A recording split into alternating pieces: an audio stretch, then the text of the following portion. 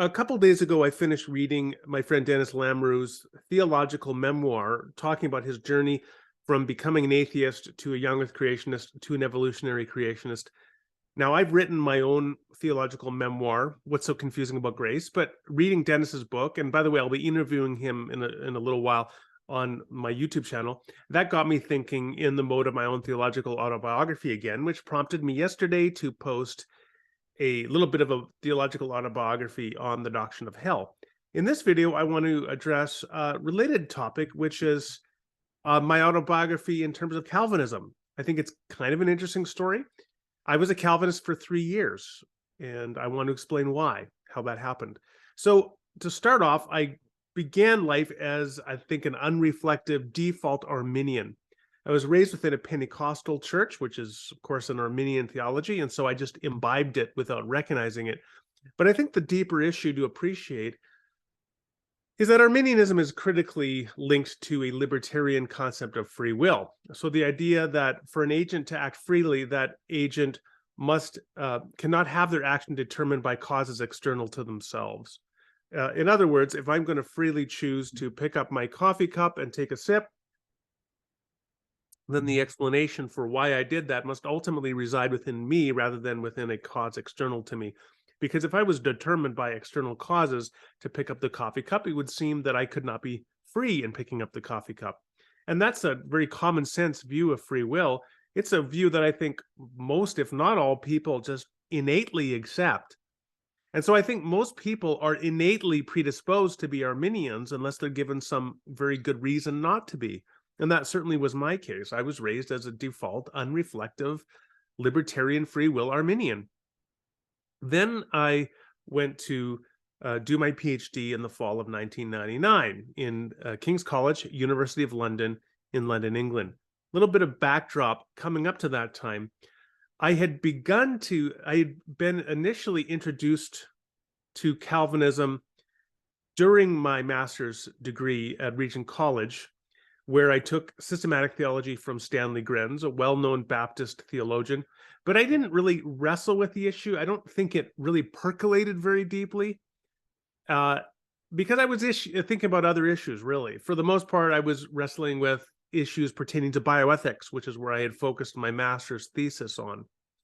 So it wasn't until the fall of 1999 that my wife and I moved to England, and I began the PhD there, and I found myself at King's College, University of London, in the middle of a weekly theology seminar led by my Dr. Vater, Colin Gunton, who was a well-known Bartian Calvinist. Paul Helm was a regular attender. He was and remains one of the leading Calvinist philosophers today, a really top-notch, top-tier thinker. Steve Holmes, a brilliant, young, up-and-coming, newly minted PhD who was very much a Calvinist. And there were several other Calvinists as well in the seminar. And so you have this social pressure where you've come into this really a default Arminian, not really having thought much about it. And all the brightest and most vocal and eloquent people in the room seem to be Calvinists. These are right away the social dynamics that are now pressuring you. Hey, you've got to think seriously about this Calvinist theological question, which I began to do in the fall of 1999. And it wasn't long before I came across the depth and weight of the Calvinist tradition, beginning with John Calvin's Institutes of the Christian Religion, which I had purchased in seminary in my master's degree, but I hadn't yet read. Well, I read that, and I was like, yeah, this is a really impressive work. Whether you agree with Calvin or not, it's an impressive work. And then I realized how many other systematic theologies have been produced by Calvinists throughout the Protestant scholastic era, the 19th century, people like Charles Hodge with his famous 3-volume systematic theology. For me as a Baptist, one that was significant was this one, Augustus Strong's Systematic Theology, a 1,000-page book with very tiny print. But this would never pass typesetting today. And so you're like, wow, this is a really impressive tradition. And what you begin to realize is that they've got an explanation for everything. And that's not meant to be a bad thing. I mean, it is with a particular set of control texts over how to interpret and read scripture, you can find a way to read everything, and you can have a place for everything, and you have this really impressive totalizing system. And that is indeed impressive. So that's the third factor. The fourth factor is that there is something about Calvinism that is, I think, for many people appealing in its counterintuitivity. Is that a word? The fact that it is counterintuitive, right? That it goes against those default intuitions. And I think from a sociological perspective, I want to surmise, I want to speculate a little bit here. There's something really closely related to other areas in which social groups form identity. I'm reminded here of an essay I read once by the cultural anthropologist Margaret Visser. And she talks about how every culture has initiatory rites into higher levels of participation within the culture, such as the move to adulthood, which are linked to the ability to partake of certain things within the culture that are very unpalatable, that they have to be acquired tastes. So for example, coffee, right? Most people, then they try coffee at first, they don't like coffee, it tastes bitter. Coffee is an acquired taste. And I remember when I was like 16, as soon as we could drive, we would go to a little restaurant near the high school and we would order deep fried zucchini sticks and have a cup of coffee, because it made you feel, I think, like an adult to be able to have this drink that you didn't like. And pretty soon you acquired a taste for coffee. So by the time I graduated high school, the first thing I would do every morning was make my own pot of coffee because I was an adult. Same thing, of course, with something like cigarettes or with beer. I remember having my first beer and hated the taste of it. But of course, that's what the cool kids drink. So I think there's something true similarly when it comes to concepts and ideas. When you introduce to the field of philosophy, for example, I think it's very common, and it certainly was an experience that I had, that the positions that most attracted me in philosophy at first were not the positions that were common sense, but rather the positions that appeared to be wild and counterintuitive. So most early philosophy students, one of the first things they learn about is Parmenides, the ancient Greek philosopher, and his arguments against the possibility of motion, and then how Zeno proposed these paradoxes to try to illustrate that, in fact, yes, motion is impossible. And those are fascinating because they make you look smart. Maybe that's part of it. Right? It's like, and for you to find that appealing really requires you to adopt a new taste, to acquire a taste for this new concept or idea. Same thing when you have David Hume arguing against causation, or George Berkeley arguing against a world external to the mind and its sense perceptions, or people arguing that nothing is conscious, or in fact that everything is conscious. All of these ideas, there's an attraction to them because they're an acquired taste. And they put you into, in a sense, an elite social group if you can find them attractive and appealing and can defend them. And so I think it was something similar when it came to Calvinism. There are, I think, two big parts of Calvinism where it is counterintuitive and where it is definitely an acquired taste, which I think can be very compelling to people. The first is that Calvinism, well, we've already talked about it, free will. So Calvinism challenges your lay, default, naive assumption that free will is incompatible with causes external to the agent. It challenges that and says, no, free will is consistent with causes external to the agent determining the actions of the agent, whether it could be, your biology, a biological determinist position, or whether it could be God and the divine will that elects you to certain actions, that you could be free and yet be determined. And that's something that's just very implausible to people. But if you can appreciate the attractiveness of it and the arguments for it, this automatically places you in an elite social group, kind of like the person who acquires the taste of whiskey on the rocks, or a beer, or a bitter cup of coffee, or a cigarette. The second thing that I think is also critically related to this is also challenging the assumptions about love. Because in Calvinism, unless you're a Calvinist universalist, and there are some of those out there, and I frankly don't have a lot of objections to their position as such, but most Calvinists are universalists. They believe there is a group of people, the reprobate, the lost, the damned. And for those people, there are one of two responses. Either God hates those people and only loves the elect, Or God loves those people, but he loves them in such a way that it is consistent with his decision to sovereignly elect them of his own free will to damnation. Both of those views wreak havoc with, again, sort of a lay default, uncritical or pre-critical, maybe say pre-critical, assumption as to what the nature of love is. The nature of love being the desire for the shalom of another, and perfect love being an unrestricted desire for the shalom of all others.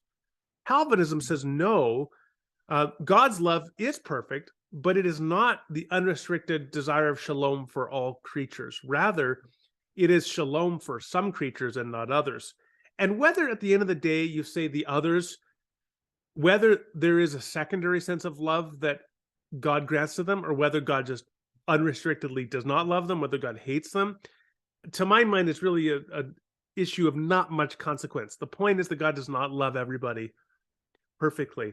And so that is a profoundly problematic or counterintuitive view. But again, if you can acclimate yourself to it, just like with giving up a pre-critical libertarian view of free will, you automatically place yourself into this elite social group of other people, and you can have an in-group bonding, which is significant because now other people are like, that's crazy. You believe love is consistent with damnation. You believe that you can be free and yet determined. And within the in-group, you now have this thing that alienates you from other people, serves as a sense of cohesion for those within the group. So there's that fourth factor. I want to talk about one more factor as well, which I think was probably at play here. Now, when you do this kind of intellectual archaeology, there's always a little bit of speculation, if maybe more than a little bit, and there's always a danger of projecting back. So I'm going to give that caveat, but I think this is possible as well in my case. Certainly, I think for many people, one of the reasons that they become Calvinists, particularly men, is a sense of this as being a machismo theology, a very macho theology. And maybe this is why you get so many of these theo bros with big beards, right? And smoking cigars and drinking whiskeys, because this is what it is to be a man. And then part of what it is to be a man is to believe that God elects some people to damnation. What that requires of you is for you to cauterize your feelings. And I've always been a very sensitive person. So when I caught my first fish, I was given a fishing rod when I was like 6 years old or something, and said, let's go fishing. And I had to go fishing when we were camping. And when I reeled the fish in, I caught it by the eye, and its eye had popped out, and it was like dangling on the edge, on the end of the hook. And other kids were excited that I'd caught a fish, and I went to the tent and cried because I had unnecessarily inflicted great trauma upon this fish, ultimately leading to its death. And this is something that this sensitivity is something that probably 20 years ago, maybe I was more circumspect about, but I am unapologetic about it now. I think that we have to fan into flame the desire for the flourishing of all creatures, for the desire of shalom of all creatures, and for compassion for all creatures, and certainly for all human beings. And what Calvinism requires of you is for you to cauterize your feelings against the reprobate. Now, this introduces a deep cognitive dissonance within Calvinism, because you ultimately don't know who the reprobate and the elect are.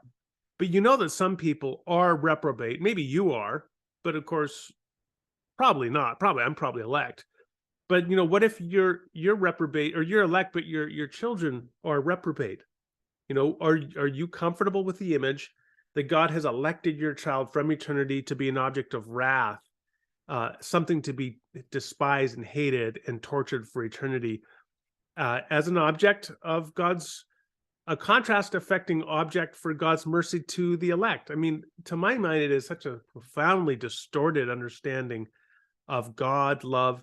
But if you can swallow that, then you're tough, right? It's kind of like the guy that says, I mean, you cried because you caught a fish, you wussy. Watch me tackle a deer and then put it in a chokehold and kill it, and then pull out all its entrails, with my bloody hands. That's how tough I am, because the suffering of animals does not bother me at all.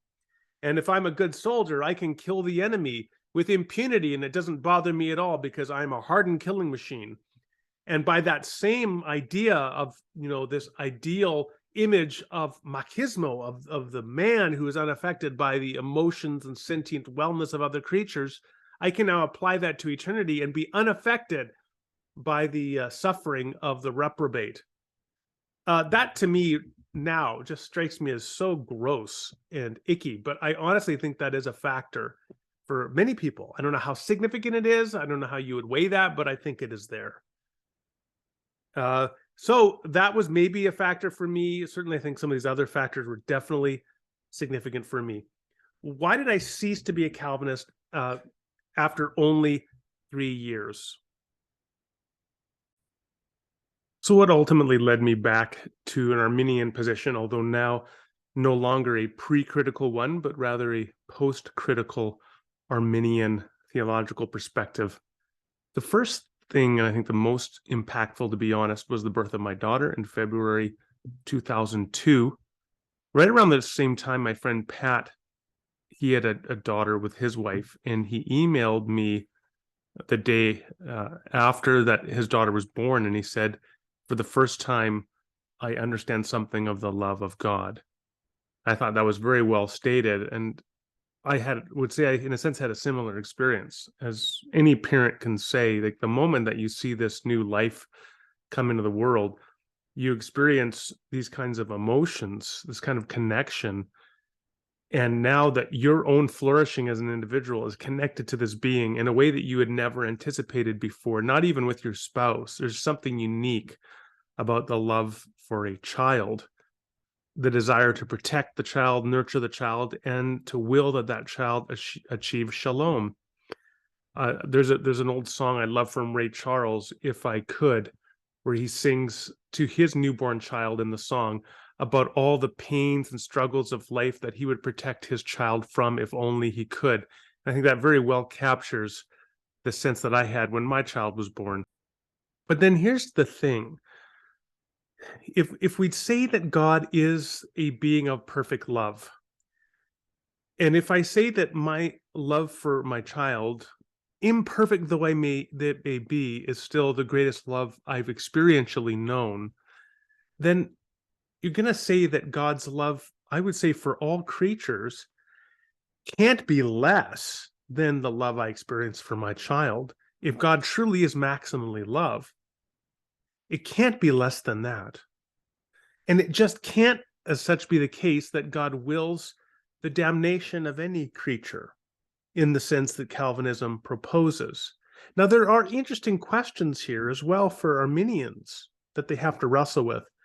How could it be that God creates a world knowing that some creatures will freely will to be alienated from God? Why didn't God create the world without those creatures? That could be an argument for universalism. It could also be an argument that perhaps in something like what Plantinga called transworld depravity. And those are all important discussions and debates to be having. But it seems to me that the problem is most immediately presented for the Calvinist, who cannot accept omnibenevolence in the sense of God's maximal love and willing of shalom for all creatures, but rather his restricting that love only for some creatures. And it just seems to me that that can't be the case. Another second thing this then relates to is both that idea itself and the picture it creates for us of God, but also the impact it has upon us in terms, as I was saying earlier, of promoting what I think are certain concepts of, I'll say it now, toxic masculinity, of a particular understanding of machismo, of cauterizing our feelings of love and compassion for creatures and so on, that this has a malformative impact upon the theological development of the person.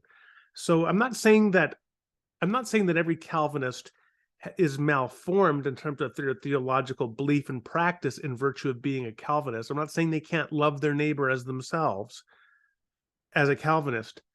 But I am saying that Calvinist theology in general, I think, is malformative of the discipleship and the spiritual formation and sanctification of individuals, so that the extent to which they become sanctified within a Calvinistic theological framework, it is despite the malformative frame of Calvinist theology. right? If they love their neighbor as themselves, all the while knowing that this neighbor might in fact be elected to reprobation for eternity and an object of God's wrath and contempt, and that they too in eternity shall join God in raining down wrath and contempt upon this object of wrath. But now, because of the veil of ignorance as to the nature of the decrees of election and reprobation they have to love, then I think they can love, but despite that theology, if that makes sense, that the theology is malformative in and of itself. And I don't think that theology that is true is going to be malformative of the discipleship, sanctification, Christic formation of the disciple. This leads me to the third factor, which became significant increasingly over the next few years, and that was increasingly reading Arminian theologians, like, for example, the contemporary Roger Olson, who's done as much as anybody in recent years on the theological exposition and defense of Arminianism, and recognizing that Arminians have a theological and hermeneutical framework for understanding providence, for interpreting Romans 9, for conceptualizing of free will, and so on. So while Arminianism may not at first blush be as impressive a theological tradition in a sense as Calvinism, but I think it is a very impressive theological tradition, especially when you recognize how much of Roman Catholic and Orthodox and broadly Protestant theology that is not explicitly Reformed in theology is in fact Arminian by default, if not explicitly. The final thing that I want to talk about comes back to this whole idea of the social dynamic of things that are bitter or counterintuitive and so on being attractive and creating in-group bonding for an elite group over against people who hold what is deemed to be an inferior and pre-critical view of things. I said that this could be the case with respect to liking coffee or whiskey on the rocks or smoking a cigarette or something else, drinking a beer, but it could also be something with respect to adopting particularly counterintuitive philosophical or theological perspectives, like the view of free will being determined, like the view of God's love being restricted in a particular sense only to some elect creatures.